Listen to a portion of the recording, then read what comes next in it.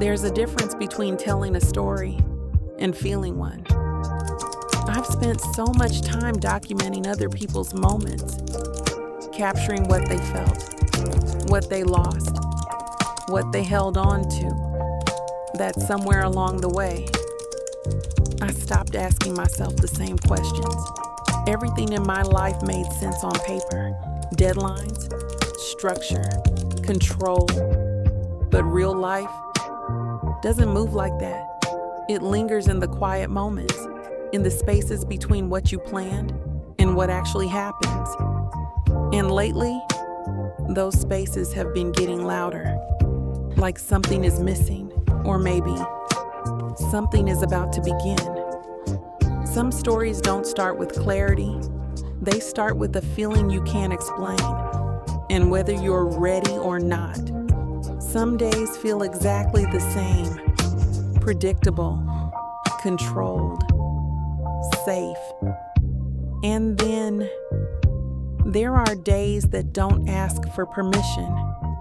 They just change everything.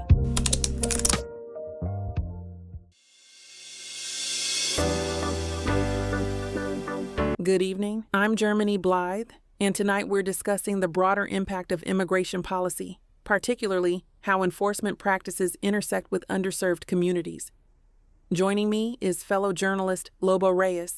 Glad to be here. Let's start here. There's been growing conversation about how ICE enforcement has affected not just immigrant communities, but Black communities as well. What's your perspective?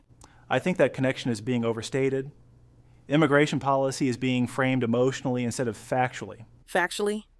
Or selectively? I'm saying we should be careful not to blur separate issues just to strengthen a narrative. Except the data doesn't show they're separate. When enforcement practices expand, the ripple effects don't stay contained.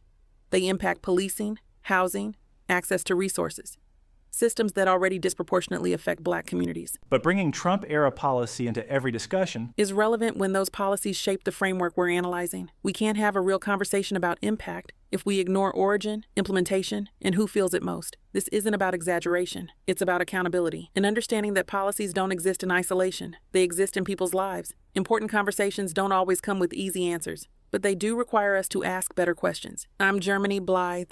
Thank you for joining us tonight. It was a pleasure having you on the show. Not. And I go by Diego, bitch. You deserve a drink. You didn't just argue. You ended him. I didn't want to end anything. I just wanted to be clear. Today felt like every other day. Structured, predictable, necessary. I said what needed to be said, held my ground, kept everything exactly where it belonged. And somehow, it still didn't feel like enough. Like I'm standing in the middle of something, and I don't even know what it is yet. Maybe it's nothing, or maybe this is one of those nights that changes everything. I guess I'll find out.